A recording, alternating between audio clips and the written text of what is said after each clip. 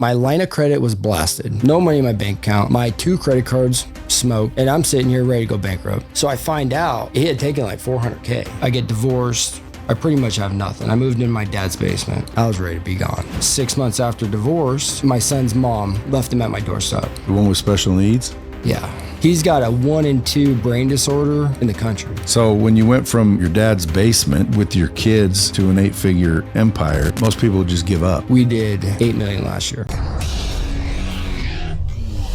What it is, Brad Lee, back again with another episode of Dropping Bombs. Today in the studio, folks, as always, I got a real treat for you. Today's guest is what I call a real-life comeback story.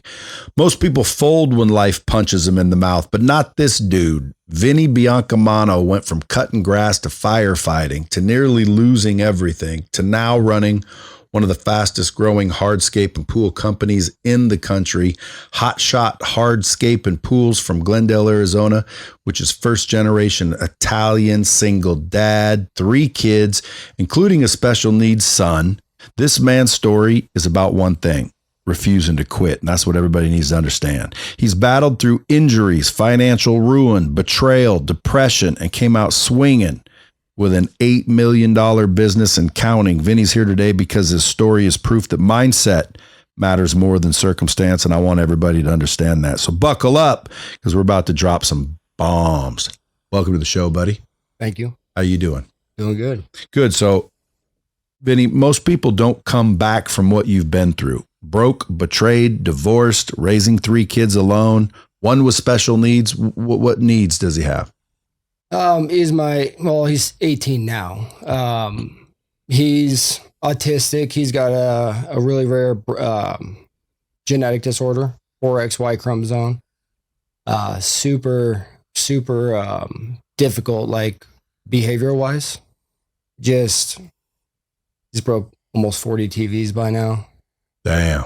Yeah, he's a swinger. Difficult, special, and expensive. Oh, he's expensive. Yeah. Well, dude, so you're still running a business, dude, 8-figure business. What was the moment where you snapped and said, dude, I don't care. I refuse to lose? What flipped the switch? Well, I mean, just going through everything, almost losing the business, after getting divorced, starting the business.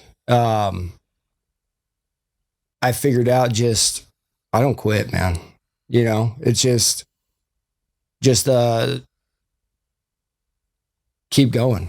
Well, let's go back to what happened. Like, how'd you get, betrayed? And start in the beginning. Tell me your story real quick. Going back, I think it all started, I was married 11 years. We got divorced about 2018, finalized. For what? Couldn't get along? For what? Did you cheat? Did you couldn't get along with her? Why did you get divorced? Yeah, I think we both cheated a little bit. I think it was rough. More importantly, then, why'd you get married in the first place? High school sweethearts. Yeah. You outgrew each other. Yeah, we did. See, that's what happens a lot. I try to tell people, just because you want to get married when you're young doesn't necessarily mean you should. Well, when you have kids starting at 19 years old, we banged out 3 kids in 3 years. My kids are 19, 18, 17. I'm out playing college ball. She's at home doing hair, and we made it through that. I mean, I ended up quitting pro ball to come home, go quit pro ball, and then just to go straight into cutting grass. And how'd that make you feel? That was hard. That was really hard. What did it do to your identity, going from freaking ball player to freaking cutting grass? Yeah, I mean, it's so surreal. Like, you're signing autographs the week before. I tear a quad, and then the next week I'm on a plane and I'm working for my dad again, cutting grass. Like, it was demoralizing. I was working 3 jobs, working at Dick's Sporting Goods, trying to do some sprinkler jobs, and then working for my dad all the time. So what'd you do? I sucked it up.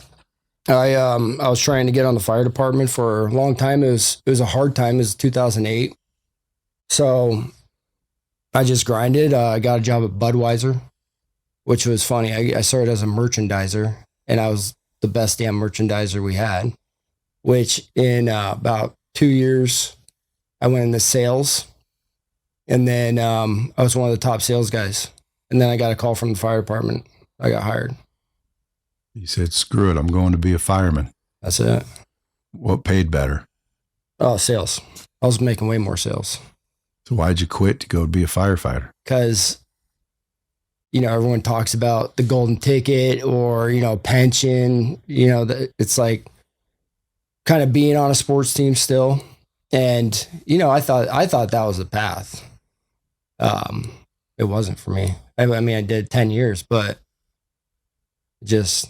Did you, after you were doing it though, did you see that it was going nowhere or wouldn't, fit your financial dreams or what? It was kind of a lot. So, I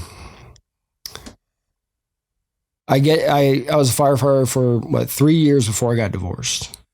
Along that road, I get divorced. I pretty much have nothing. I moved in my dad's basement. 6 months after divorce, I get my son's mom left him at my doorstep. And the one with special needs? Yeah.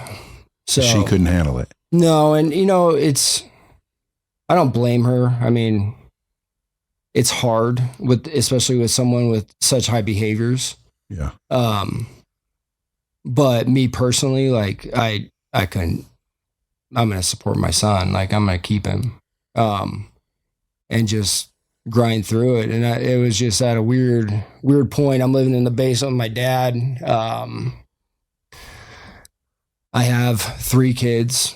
What the fuck, what am I going to do? A year later I get into, I buy a house and I'm like, okay, I get my license and, I was still working for my dad, but it was at the point where I'm like, child support, not making much money as a fireman. I'm like, I got to go on my own. I got to start my own business. And, I still remember all this stuff, like going, driving down the street. I'm like, I got my first hardscape license. I'm like, I'm going to get all these jobs. I literally had no jobs.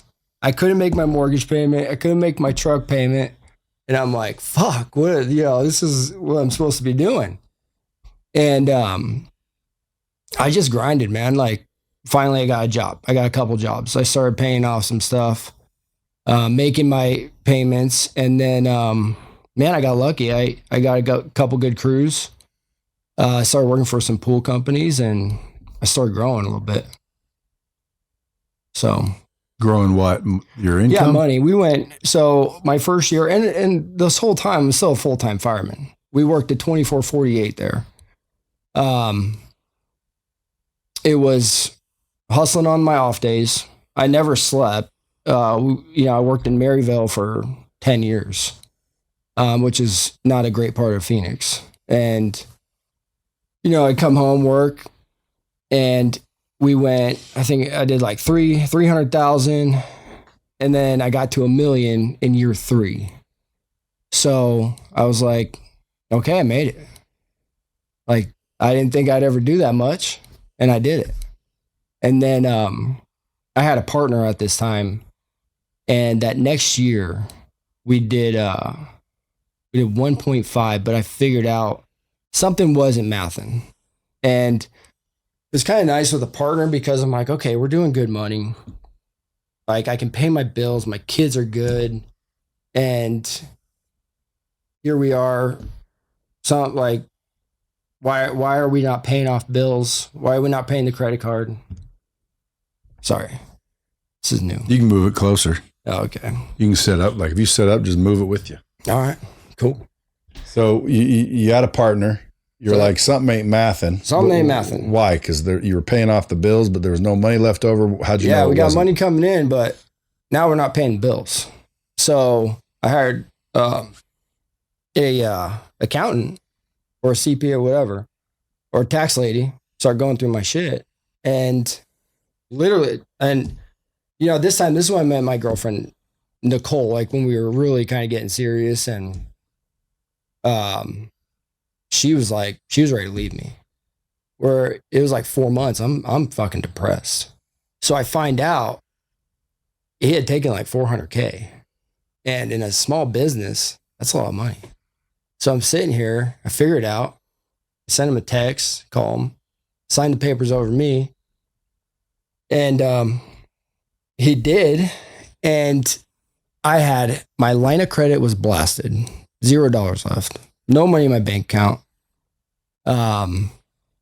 My 2 credit cards smoked.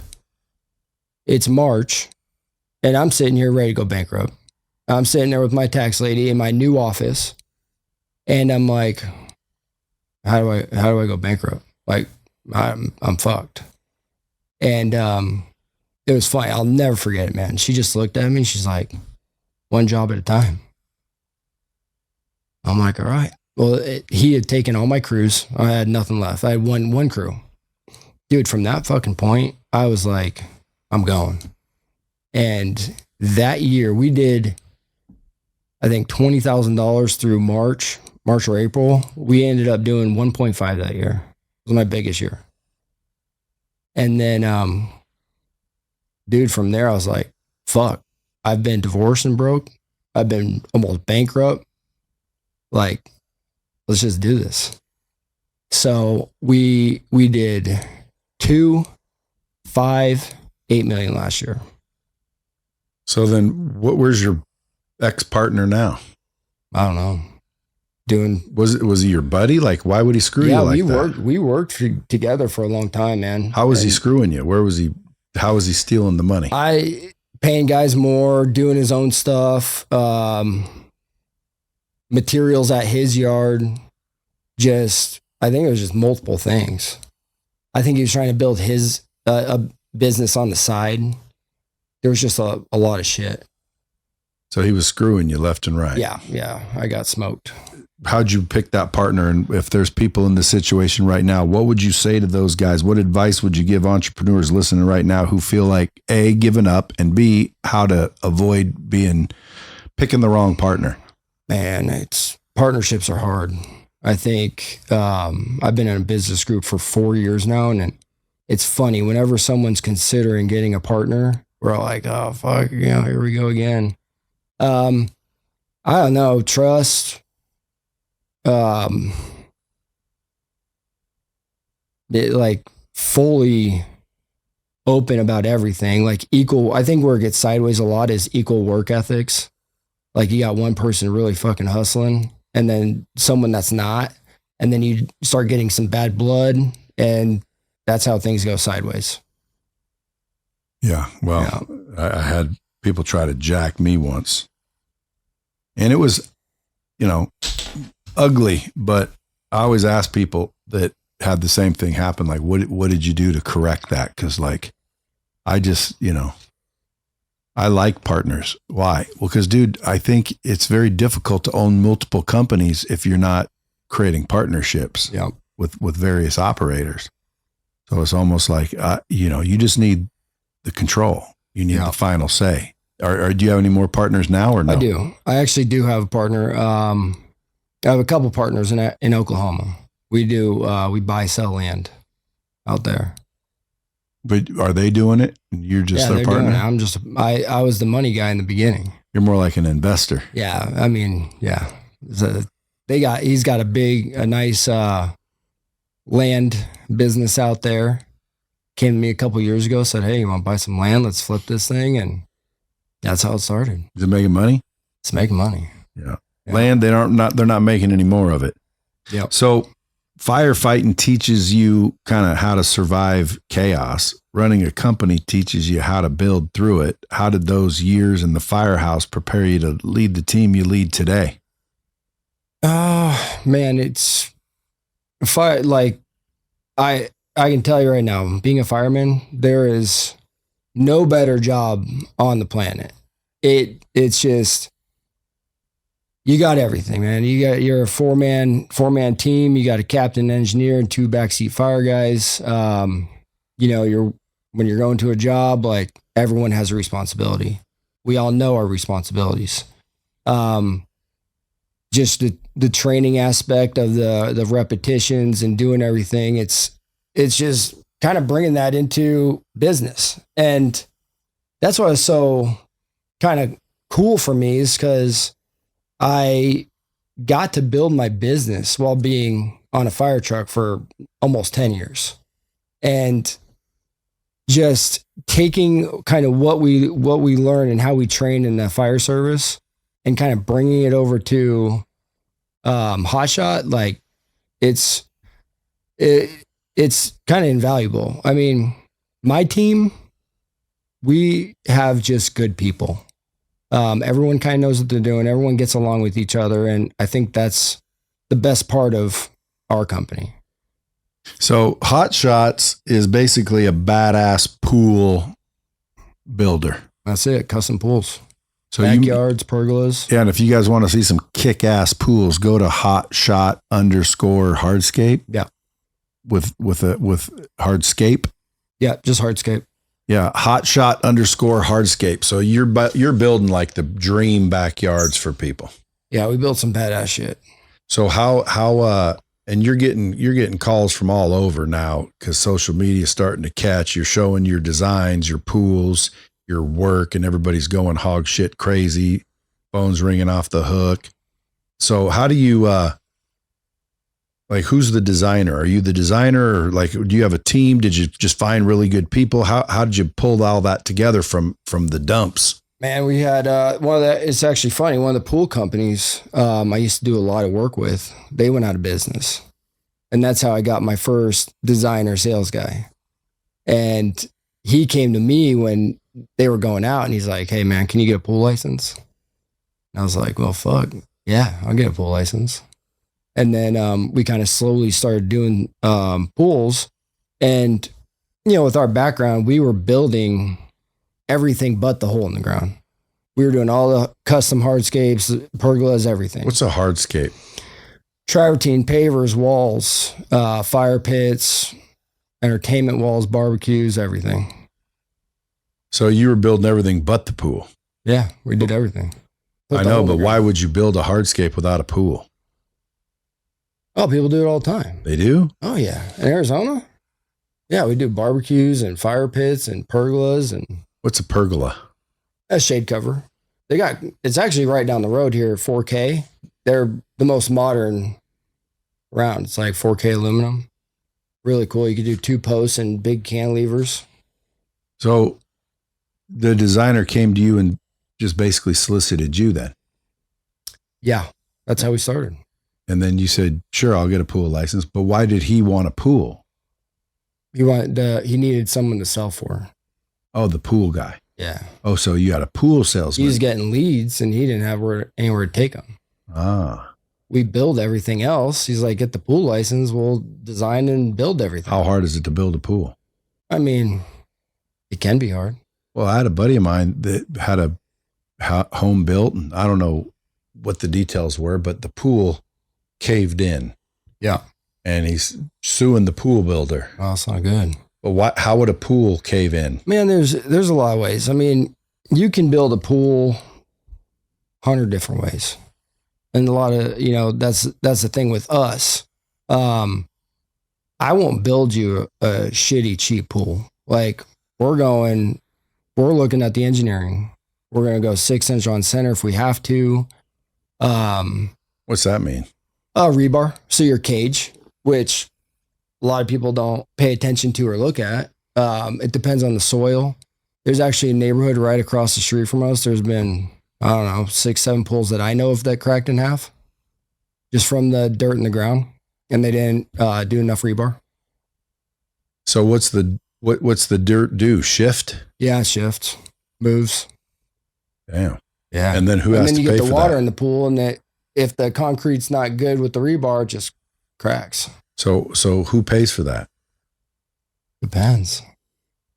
Is it the homeowner? Well, I mean, if you had a licensed pool builder, they're going after them. The big thing is, like, your rebar, shotcrete, plumbing, everybody's licensed. So shotcrete's going to guarantee your shell for life. Well, if your pool cracks in half, shotcrete guy's going to say, "Well, the rebar wasn't right." Rebar is going to say, well, your super didn't tell me how to do it. So it's going to go back to the pool builder.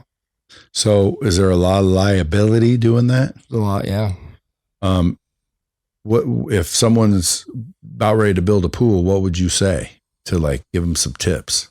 Like on their own or with us? Well, they're going to build it with somebody. You don't just build your own pool. I'm sure there's no homemade pools, right? Yeah. Well, I mean, people try building themselves. There's a lot of people that build their own pools. Is that just allowed? Sub it out. Yeah, they just sub it out. They get plans. Don't you have to have somebody that knows what they're doing?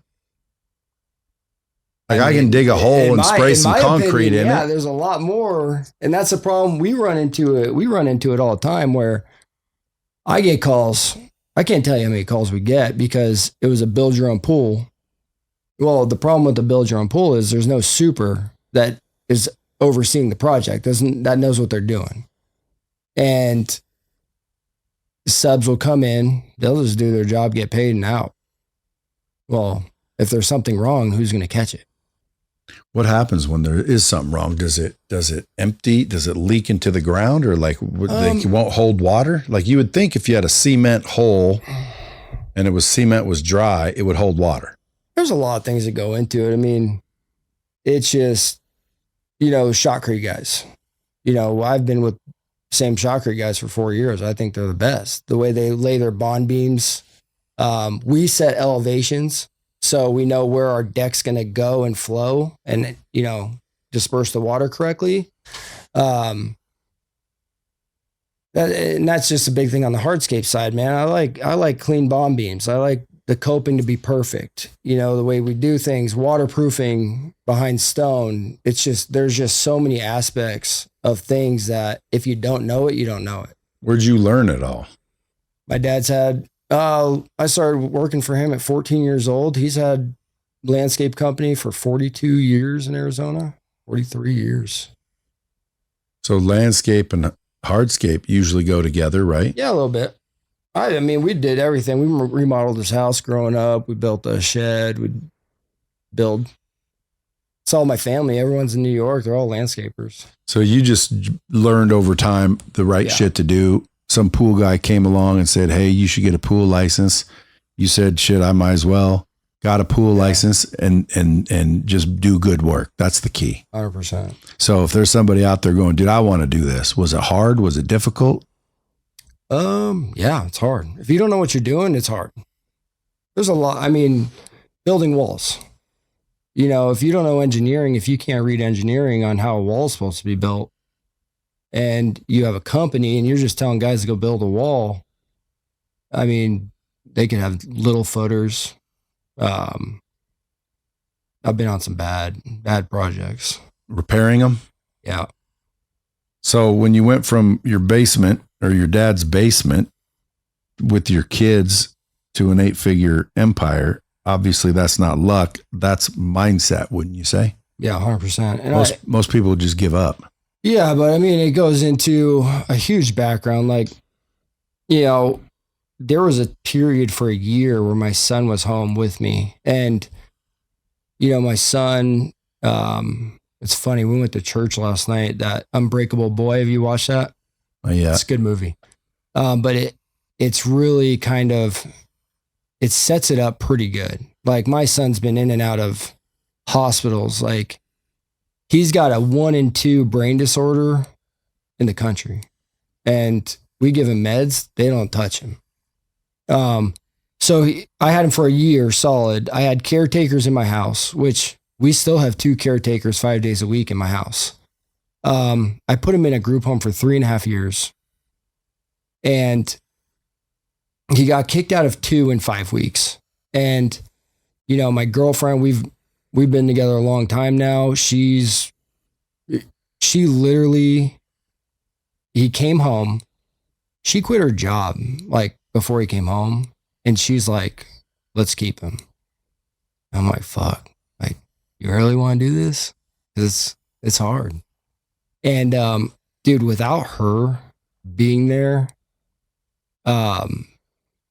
he wouldn't be home. First of all, he's been home for 2 years now, but dude, going through all that, and that's when I quit my job, like fire department. I was burning my hours and shit, and I was like, well, fuck.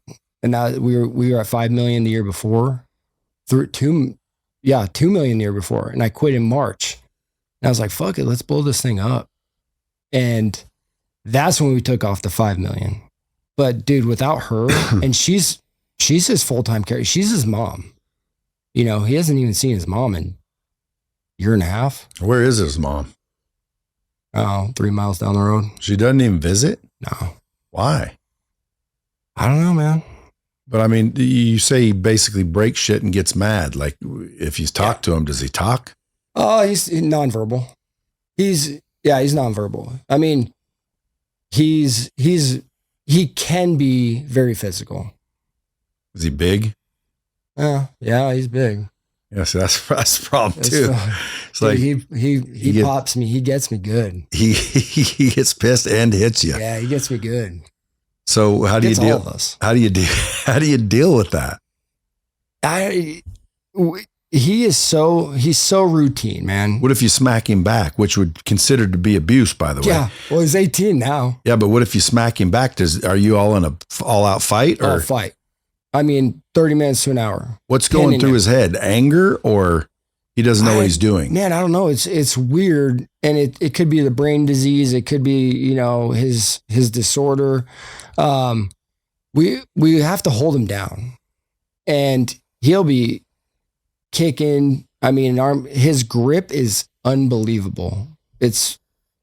Arm gets loose, man, you're getting hit. But yeah, we have to pin him down, and it's weird because he'll just snap out of it and be like, look at me like, hi daddy. Hi, Cole. What's nonverbal? He says daddy. He says every cuss word. He likes the word bitch. So what's it called? Is it called something? Yeah, I don't, Nicole would know the name. There's Klinefelter's, that's like a 3X and a Y. And then there's what he has, 4XY. And it's just an anomaly, or is there something cause it? It's super rare. Huh. Yeah. Dude, I mean, again, that makes people go like, damn, dude, that is difficult. Yeah. Because I mean, a lot of people think special needs is, you gotta deal with some sort of, handicap or challenge, but like violence you have to deal with, that's gotta be massively hard. Well, he's also, his whole body's double jointed. He has serious leg injury, or I call it injury. He's just had a fucked up knee. So he's got a permanently straight right leg. We had to straighten it. Or been backwards or something? No. Well, dude, he had torn ACLs, PCLs. He had nothing in his knees, and it would bend in like crazy. Yeah, dude, man, you got some freaking grit in you, that's for sure. I mean, but again, what can you do? Like, I mean, you can't just give him up. And then even if you wanted to, when you said you put him in a group home, how did they deal with it? They couldn't, man. And that's the whole thing. He was there for 3.5 years. Man, I was going every weekend. I'd take him home a lot, buying his groceries every week. Dude, that was hard. That was hard on me. So, yeah. What would you say to somebody with a weak disposition when you have to face shit like that, and then you see someone that can't handle, working out or just the minor things in life? I mean, I think just being through so much in life, I don't see an option never quitting. I think, and if I go back, like when I was young playing baseball, man, I was a hothead, and I think just by having my son, it's going through the years, the amount of discipline and patience, dude, it changed my whole life. So it's funny, like shit will be going down in the office, like some job we've, fucked up or whatever. And I'm like, oh, what is it? 10 grand? We'll figure it out. Like, let's just keep going, so little things like that. And I just think that's just my background. We'll figure shit out. That's always my motto, but figure it out. Yeah, that's kind of my motto, and it's always been. And I think maybe there's a key there somewhere, because like I don't really panic too much. I've had some crazy shit happen, and I'm the guy going, no biggie, we'll figure it out. People are like, dude, how are you not reacting? I'm like, oh, I'm reacting. It's just I'm not panicking. I'm not freaking out. Yeah, and I don't know what gave me that, because I didn't have any big challenges in life other than life, meaning, shit didn't always go my way, but nothing crazy compared to yours. Like, dude, yours, I don't even know if I would be able to handle. Like, dude, that's every day. I mean, stress when you go home, stress when you go to work. It's constant stress. How you deal with it? I'll tell you, like, my girlfriend, Nicole, she takes it off, man.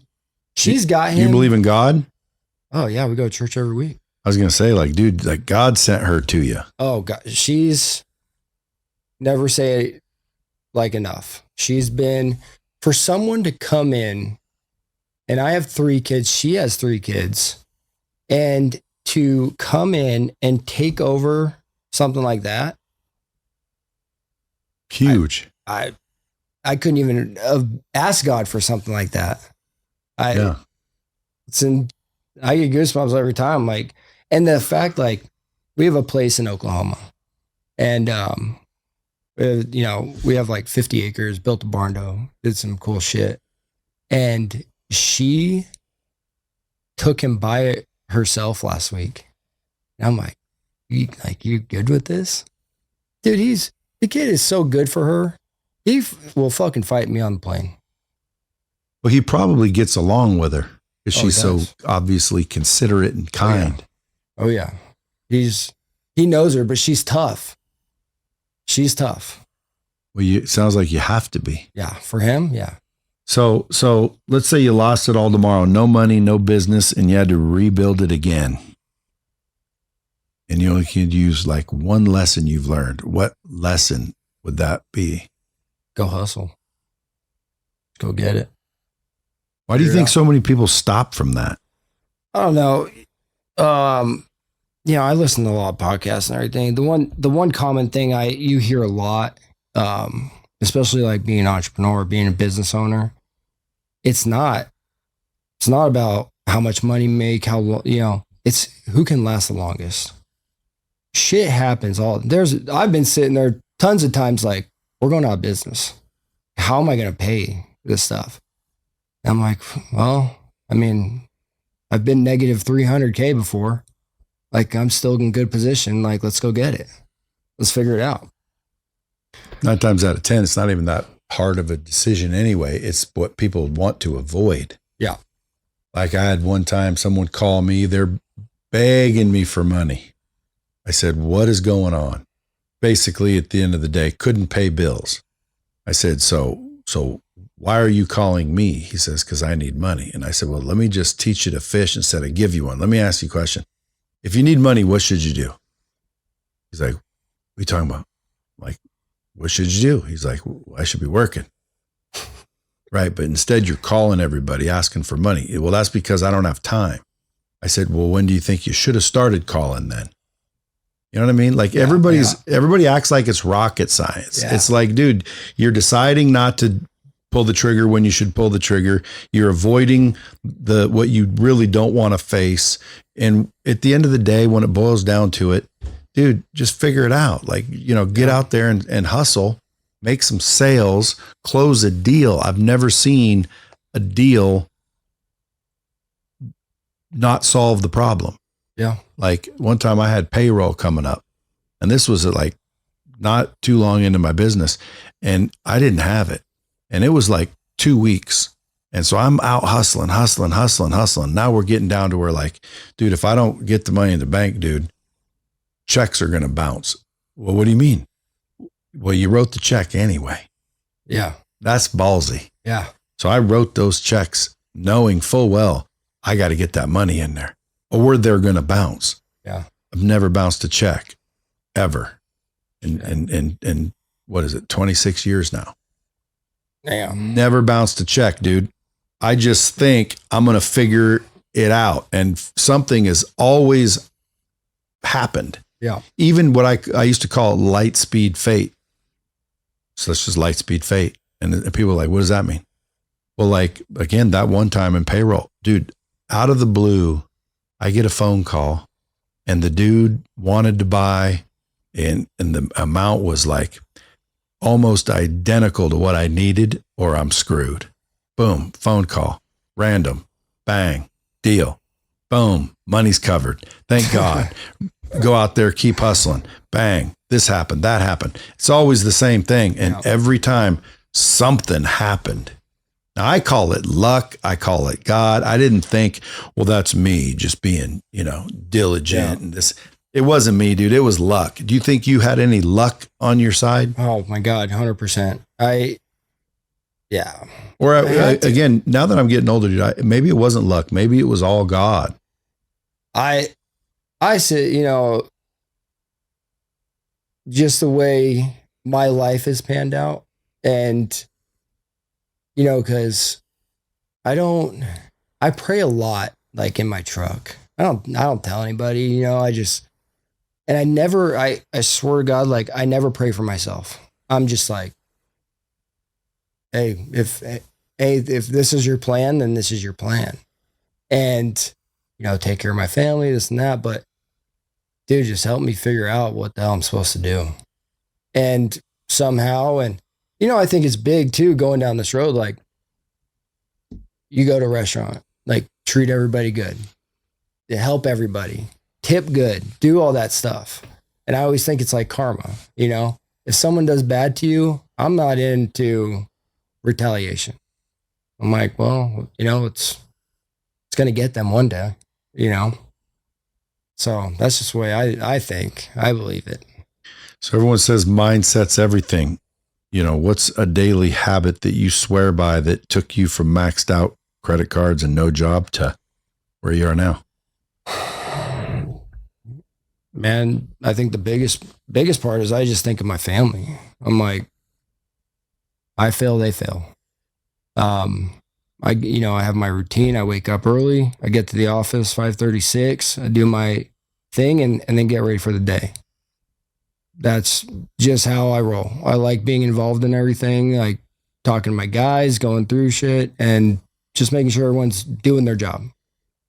And like beyond the money, what's the purpose? What's the legacy you're building? What's the purpose of it all? I don't know. When I started the business, I couldn't pay my bills. I just did what I knew best. Now it's like, I just love building cool shit. I like having people come to us and having an awesome product. The more we go around, like it's awesome to just build cool stuff. The challenge, just the whole grind of it. I love it. Are you involved in design? I think the designers and salesmen come to me with ideas, or we've gotten really good with, because my background's building, like we can design really cool stuff, but can we build it? So if they're having problems, they'll bring it to me and we fix it. Like, well, if we can't build it that way, let's build it this way. Let's do something, change it up like that. Well, your pools just look like they're not normal pools. Normally, when you think of a pool in someone's backyard, it's just a pool with a little bit of decking. Yep. And that's it. Your shit looks like a resort in a normal person's backyard. Like, you must have some badass designers. Oh yeah, we got 3 good ones. Or are you just like unwilling to build normal kidney shaped pool with a regular old deck? Well, there's 2 ways about it. You can do your basic, kind of square, easy thing, or you can go the custom route, which that's the route we've always gone. And, most of our projects, 150 to 500. So you're building $1.5 million. You're building sweet ass pools. Yeah. What if someone just wants your basic? Should they call you? Yeah, we can do it. Absolutely. But done right. Anything. But the one thing about us that I'm going to tell you, and our sales guys are going to tell you, is we're going to put the best equipment. I'm not putting cheap stuff. We're going to build the pool the right way. And that's why it's going to cost a little more. Or don't use you. Yep. And the fact that you'll build a pool damn near anywhere. We'll do it. Yeah, it doesn't matter. Doesn't matter. Because earlier, I'm like, well, you're in Glendale, Arizona. I don't know if people listening are in Glendale. And you're like, dude, I'll build a pool anywhere. Maine. If you got a cabin in Maine, you want a pool. You got a cabin in the middle of nowhere in Alaska. Like, you'll go up there. You'll build the damn pool no matter where you are. So, folks, if you're paying attention, you want a badass pool, high quality design, you call freaking Hot Shot. Bottom line. And what is your phone number? You know your phone number? My office phone number? I know my phone number. Like, who should they call? You? Office? Who? Office. What's the office phone number? Let me get it. See, I know mine because I've been here 25 years. Yeah, I don't know mine. But I know some of it. Well, you should know it by heart. But folks, if you guys want a badass pool and you want to freaking support this dude and you're thinking about a pool and you don't already have a pool builder, call him or go to his website. And even if you do have a pool builder, but they're just a regular old pool builder because the world's filled with them, they're just going to give you a regular ass pool. But you want some like oasis. You want a little bit of creativity for not much more money and built right. Well, then you call my man, Vinnie. That's right. So what's your phone number? 623-231-7547. Say it one more time. 623-231-7547. Yeah, so call him. Or what's your website? HotShotPools.com. HotShotPools.com, folks. There you have it. So, dude, what would you be like leaving people with? Most entrepreneurs, business people wanting to build businesses, growing their businesses, scaling their businesses. And then I got people with huge businesses listening. What would you want to say to someone, in a situation like yours where like, dude, they're about ready to quit? You had to have been ready to quit a million times. I was ready to quit. I was ready for bankruptcy. Let's get out of this. I'll just say don't quit. I mean, when things are hard, figure it out. It's not about the short game. It's about the long game. Don't expect results right away. What if you would have quit? Where would you have ended up? Probably still driving a fire truck. What's firemen make?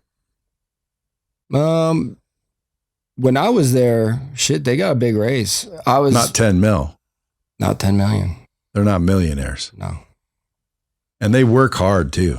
It's a hard job. Yeah, but most of the fire guys I talk to, they say because they wanted to help people. It wasn't for the money. You always start by you want to help people. Then you kind of learn what the world really is. Which is what? It's tough. Is it? It's tough, man. What do you mean? I mean, you can go down any road, like, especially where I was working, the death, the murders, kid drownings, running 4 overdoses a day. Why are they calling the fire department? 90% of the calls are EMS. Really? Yeah. Did you think I'm calling the fire department when I have a fire? If I have a problem, I'm calling the ambulance. Is that the firehouse? Yep, that's the firehouse. We run 2 paramedics and 2 BLS firemen in every fire truck in Arizona. No shit. Yep. I'll be damned. Is that everywhere? No, it's not everywhere. It's I don't know. It's pretty big. A lot of guys are going to 3-man fire trucks. So basically what you're saying is as a firefighter, you were seeing some messed up shit on a regular basis. I went through a really hard time, man. How'd that affect you? It's part of the reason you quit. Oh yeah. I went through probably like 6 years in. We had, one summer, 3 drownings in 3 months. Had some really bad calls. A lot of death, a lot of trauma, should say. And I got to a point at one time where I wasn't good. I was ready to be gone. Just from seeing it all? Yeah. And I didn't even know it. Like, I think when I got into, you know, I went to a pretty dark hole at one point. I was driving down my street I grew up on, and I was ready to go. Like, I was done. I'm like, I have good business. I was fucked up for whatever reason. And man, I thought about my kids. I'm like, fuck, my son, my girls will be okay, but I couldn't do it. And I was ready to quit the fire department, and you know, they're like, what's going on? And I'm like, something's wrong. And you know, I think even growing up, especially in kind of my household, the, you know, immigrants, Italians, and you know, you're tough, whatever. I never really thought PTSD was a real deal. And you know, when I went through it, there, she was like going through all these, are you an alcoholic? Are you a drug addict? No. Get through it. And she's like, you have pretty bad PTSD. You need help. And man, I was off the fire truck for a few months. I went through a year of therapy, EMDR, did that whole thing, which amazing. And kind of got through it all. But after that, I was like half in, half out, because I didn't want, like, we had a bad call, someone shot in the head or something. I was like, and at this time I'm a BLS engineer, which is the best job at a fire department you could ever have, because carry a couple boxes, you don't have to do too much, get the guys to the scene. So I just got to a point, man, where I could wash stuff if I saw it out of my head. And like, I didn't want to go in the calls. When those tones came out, like, I was praying it wasn't bad. And if it was bad, I'm like, fuck, like, I don't want to do this. So wears on a person. It wears you. Yeah. There's a lot of first responders that commit suicide, and people didn't even know that they were depressed. It's all from the shit they're dealing with. Alcoholics, drug addicts. It's hard. Well, dude, listen, I mean, you know, one thing I do when I tell people how to win in life is, you know, get out of the wrong environment, get away from negative people, get away from negative input. Well, firefighters and first responders, dude, they have to be in those situations. First ones, all the time. That's why, like, I always tell people, when you get pulled over by the police, man, you know, be respectful, first of all. Yeah. You know what I mean? As respectful as you can be. Yep. And then also, like, have a little empathy. You don't know what they're dealing with either.